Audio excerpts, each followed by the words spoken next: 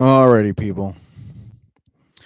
Let's patiently and carefully walk through what appears to have happened here. So, yesterday, as everybody knows, the caucuses in Iowa were a total unmitigated debacle.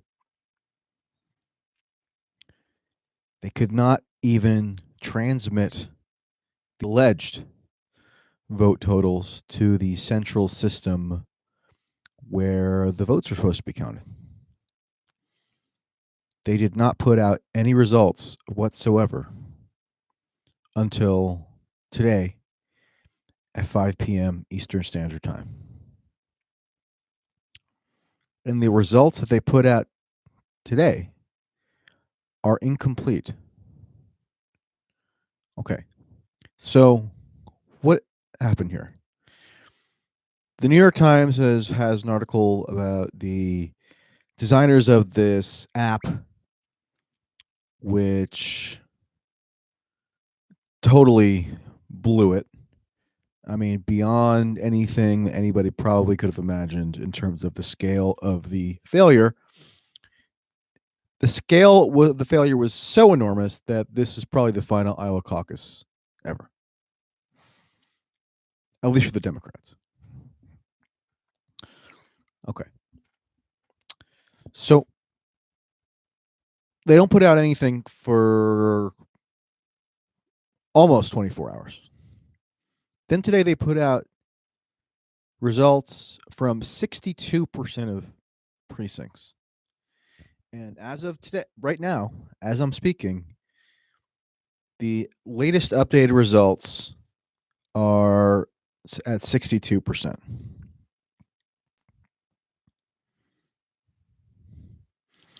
So if you look at the New York Times homepage right now, they've got a chart from Iowa showing the standings in the race. And what it says now is that Pete Buttigieg is in the lead with 26.9%. He's followed by Bernie, who has 25.1%, Warren with 18.3%, and Biden with 15.6%. So when people are glancing at the New York Times homepage, or when they're seeing the same figures when they switch on CNN for 5 minutes and don't think too in depth about what they're seeing, or they hear a snippet on the radio, or they absorb this information by whatever media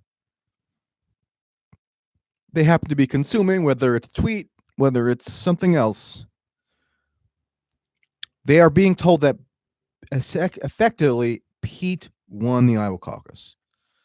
That's what this construction of the information is conveying to them. Because look at the New York Times graphic. They've got Pete at the top, and Pete is surrounded. Let me just show you, because as you people know, this is not the most technologically advanced live streaming endeavor in the world. So what I did is I took a picture of the graphic with my phone so I can show it to you. Okay, so take a look at that.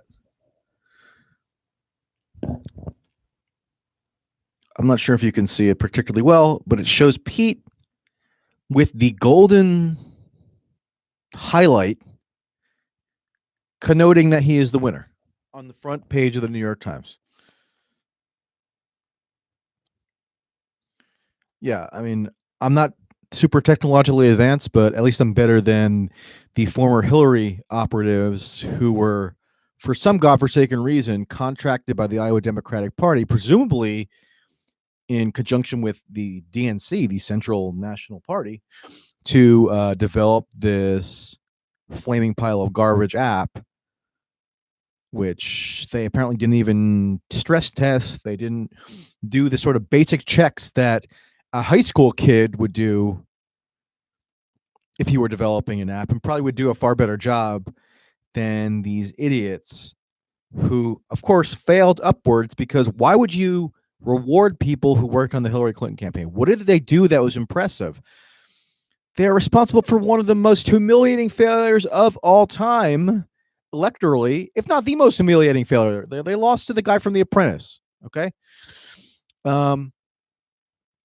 So, but no, but they were contracted by the Iowa Democratic Party, of course, to come up with this app. And it failed catastrophically. And now we have partial results being blasted out to the entire public that gives the impression that Pete did, in fact, win the Iowa caucus. Now, it should go without saying that with 62% of the vote in, you're not anywhere near the sort of zone of certainty that would enable you to declare a winner, especially when you have Bernie a mere 1.8 percentage points behind Pete. Now, I know the Bernie people have been putting out their own internal figures, and honestly, you can't take that at face value either, because of course they're going to put out figures, portray them in the best possible light. That's what a campaign obviously would do. And some of that data may have been sort of self-selected. It was compiled by volunteers, and it maybe would reflect precincts that skew toward Bernie. So that's not really reliable either. That's why this thing is a giant fiasco, because we have a total dearth of reliable data. So here's what I'm advocating. And I did a short piece today on this for The Spectator, just because I wanted to get it off my chest. I am advocating that the Iowa caucus results simply be voided, be nullified. And this would not be without precedent. In fact, there's a very recent precedent for it. In 2008, in the 2008 Democratic presidential primaries, Florida and Michigan moved